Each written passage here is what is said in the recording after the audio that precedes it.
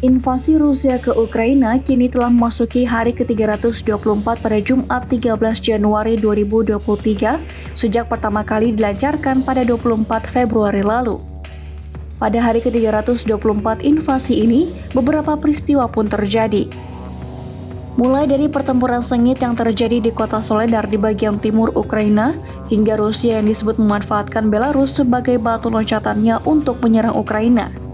Tak hanya itu, di tengah pertempuran yang terjadi, ekspor dan impor China dengan Rusia mencapai level tertinggi. Berikut rangkuman hari ke-324 invasi Rusia ke Ukraina.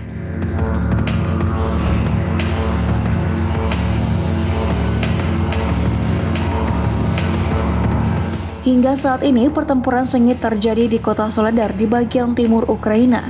Setidaknya, ada lebih dari 500 warga sipil terjebak di kota tersebut, termasuk 15 anak-anak. Rusia mengatakan pasukannya telah menguasai kota tersebut dengan serangan udara, darat, rudal, hingga serangan artileri. Namun, Ukraina mengatakan bahwa pasukannya belum jatuh dan masih bertempur di kota itu. А особливо сьогодні відзначу десантників 77-ї окремої аеромобільної бригади, які разом з бійцями 46-ї окремої аеромобільної бригади в Солидарі отримують займані позиції і завдають ворогу відчутних втрат. Я дякую вам, хлопці.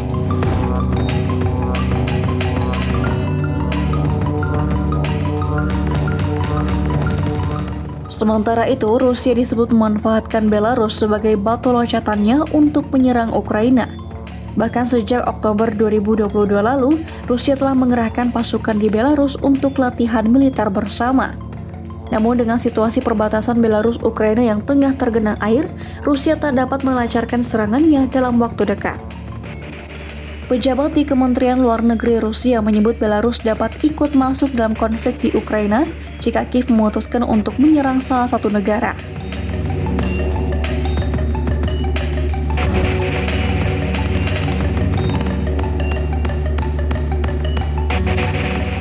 Di tengah pertempuran yang terjadi, ekspor dan impor China dengan Rusia mencapai level tertinggi, yakni sebesar 1,28 triliun yuan pada tahun 2022.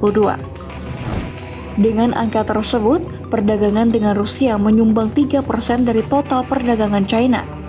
Sementara itu, Presiden Rusia Vladimir Putin disarankan untuk melakukan penyitaan properti dan aset warga Rusia yang menentang perang di Ukraina.